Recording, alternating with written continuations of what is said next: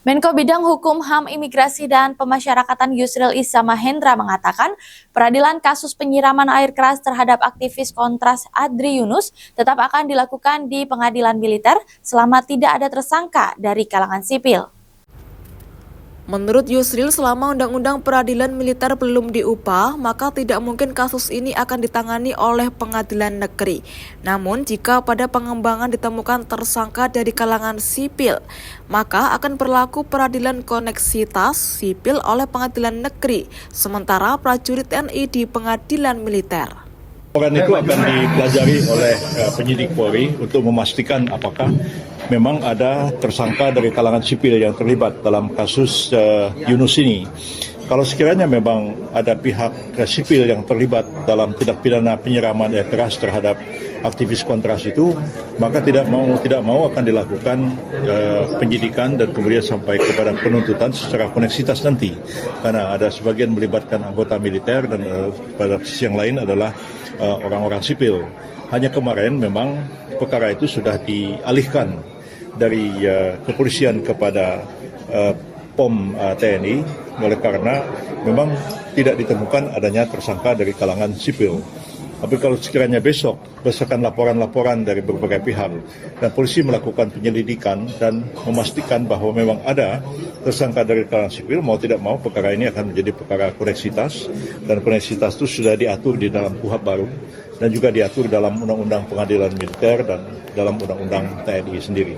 Jadi kita tunggu aja perkembangan.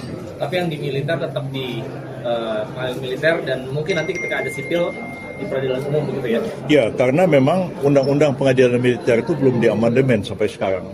Ini memang ada 3 undang-undang yang mengatur hal yang saling berkaitan satu sama lain terkait prajurit TNI aktif yang melakukan tindak pidana. Jadi kalau kita mengacu kepada Undang-Undang Pengadilan Militer, undang-undang itu menegaskan bahwa di mana dia akan dituntut itu tergantung pada subjeknya. Kalau subjeknya adalah prajurit militer, maka dia akan diadili di pengadilan militer meskipun dia melakukan tindak pidana umum, misalnya melakukan penganiayaan, melakukan pencurian dan sebagainya. Sementara di dalam Undang-Undang TNI itu dilihat pada jenis tindak pidana yang dilakukan. Kalau tindak pidana itu menyangkut tindak pidana umum, maka diadili di pengadilan umum. Tapi kalau tindak pidananya berkaitan dengan militer, maka akan diadili pengadilan militer. Tapi Undang-Undang Prajurit TNI itu menyatakan itu berlaku jika Undang-Undang Pengadilan Militernya sudah diubah. Undang-Undang Pengadilan Militernya sampai hari ini nggak pernah diubah. Lalu kemudian berlaku KUHP mulai Januari kemarin. Nah, kalau KUHP itu justru melihat pada aspek kerugiannya. Kalau tindak pidana itu menimbulkan kerugian di kalangan sipil, maka dituntut di pengadilan sipil. Kalau merugikan kepentingan militer, dituntut di pengadilan militer. Tentu kita akan mengatakan karena yang disiram air keras itu adalah orang sipil, maka tentu kerugiannya ada pada sipil, bukan pada militer. Nah, bagaimana menyerasikan 3 undang-undang ini?